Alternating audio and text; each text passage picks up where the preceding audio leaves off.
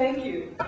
It seems like all we're doing is kind of remembering tonight, but I am very, very pleased to be here, to be asked to do this lecture, and especially to follow in the footsteps of my wonderful colleague, Margie.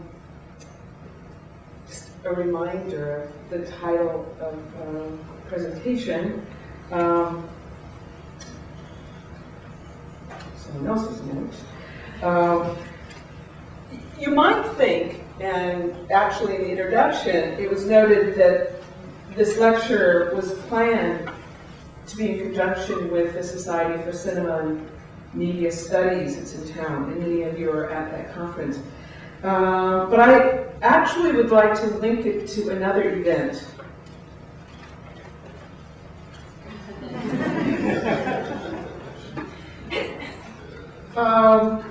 It's, I believe, very difficult these past couple of weeks to avoid hearing about this event. If you don't know, if you've been on an island or something, the 78th Annual Academy Awards ceremonies take place tomorrow evening.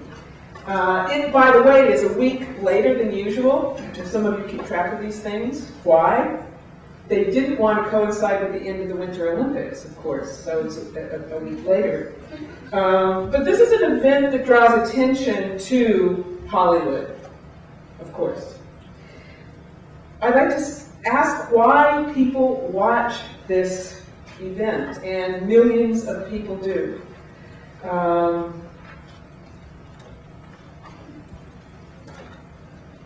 To see who wins the awards, to see what they're wearing, the celebrities, and this year maybe they're watching to see what Jon Stewart has to say, to laugh at him, laugh with him, and so forth. It's very difficult to avoid all the hoopla that's surrounding this event. In fact, where is it? This morning, the local newspaper outside the hotel room, I picked it up and this dropped out. Entertainment, inside entertainment, it's all about the Academy Awards. So it's very hard to avoid. But why do people in Hollywood watch? I don't know. I think that to some extent, some of the people in Hollywood watch this because of what they usually are watching for. They have a lot to do, this has a lot to do with the reason why Hollywood does anything, which is money. This brings me, of course, to the theme of this evening, or at least the lecture.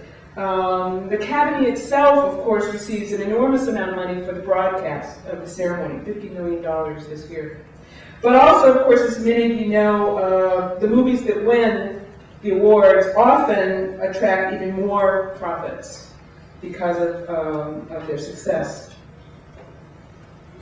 I want to try to link this with Dallas, and I didn't know that we'd have this this wonderful memory of Dallas in him talking about Hollywood, but I wanted to try to link it with his work and try to talk a little bit about the kind of approach that I try to take and others take in studying Hollywood. First of all, a little about Dallas, and this is just one of the pretty well-known quotes from Dallas.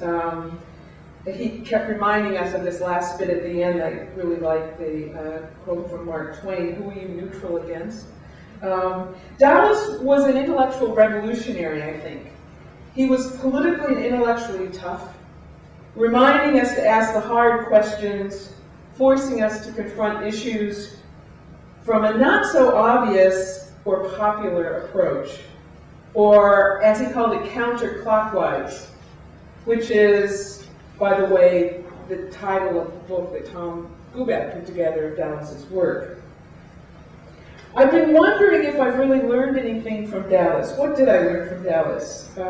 Thinking about the work that I've done, analyzing the film and entertainment industries, what I keep thinking about is the need to go back to basics.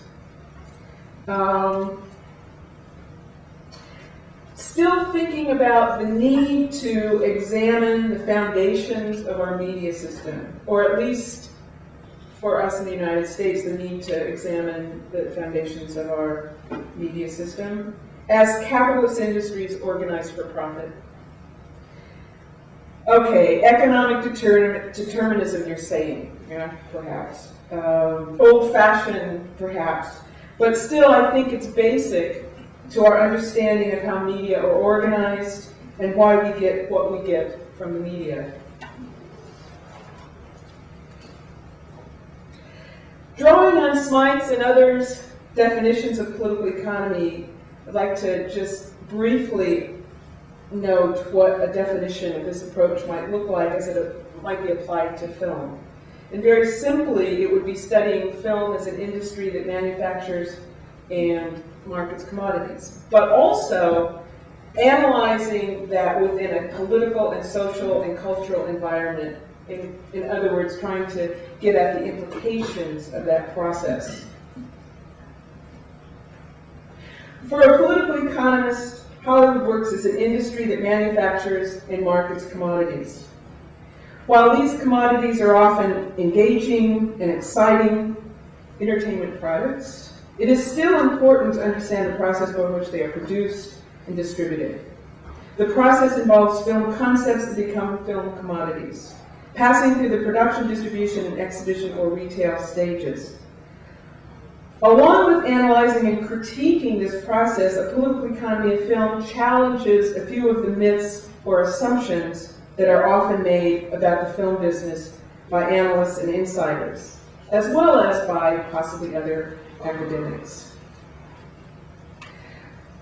So, I guess what I think is important is, in applying political economy to film, looking through the lens of political economy and Hollywood at the film industry, I think what we still do is myth-busting. In other words, to challenge certain assumptions that are made about film, about the media, about the economy, about our society. I want to do some myth-busting tonight, and some of this might sound fairly familiar to some of you, and I'll try not to bore you too long. But I'd like to challenge some of the myths that seem to be still perpetuated about Hollywood, about the film industry. Some of them are old, some of them are new. I think all of them are problematic. First, there's no business like show business. Well, is there? While the U.S. film industry certainly may have, and other film industries, some unique characteristics, it's still an industry organized around profit. From a film's inception as an idea or concept to its distribution to a wide range of outlets and locations, film industry's insiders explain that the motivating force is the bottom line. They're not shy about this.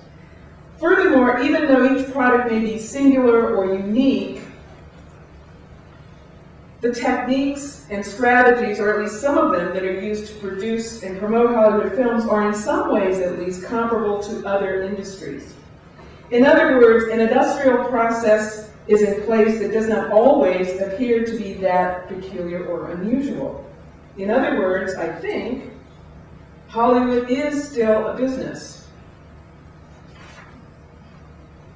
If there's any doubt about this, just one example has to do with financing.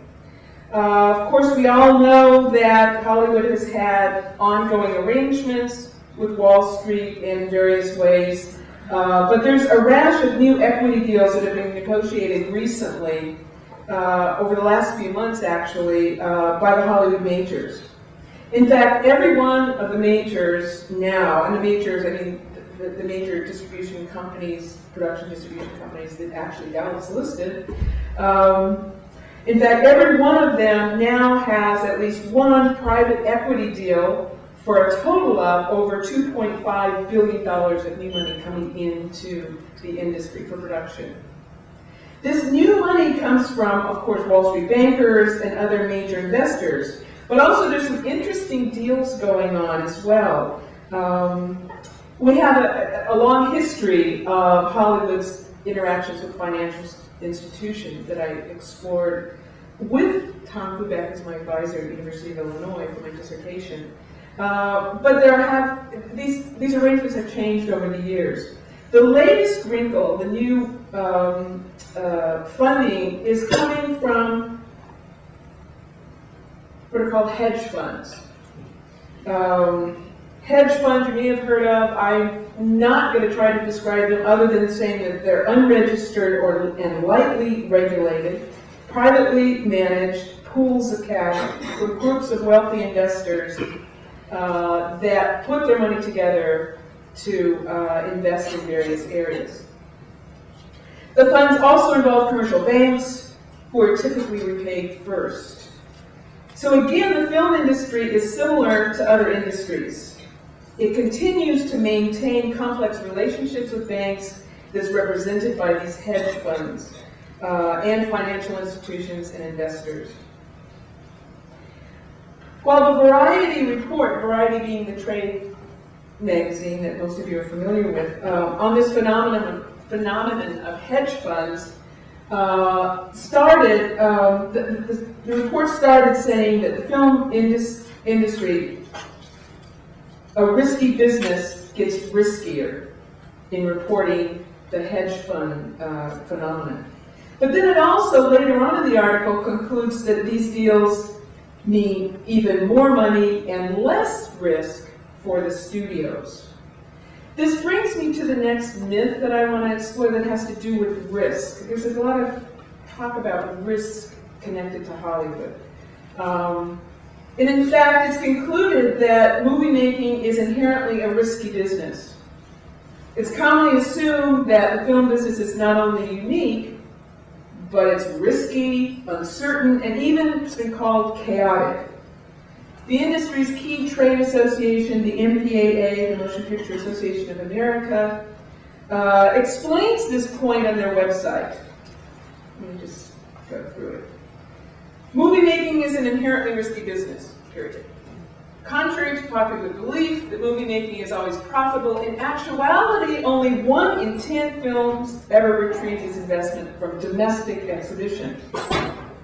In 2000, the average major studio film cost over $80 million per film. And I just had to include this last note. No other nation in the world risks such immense capital to make, finance, produce, and market their films. One wonders, if it's that risky, why do it, right? Well, when considering Hollywood from a political economic perspective, any number of issues are raised which makes the risky nature of business much less obvious. In other words, I think we need to look more carefully in analyzing this risky business. Okay, that's not what I mean. We're not going to look at a film called Risky Business. We're not going to look at a cute guy in his underwear dancing around. Sorry.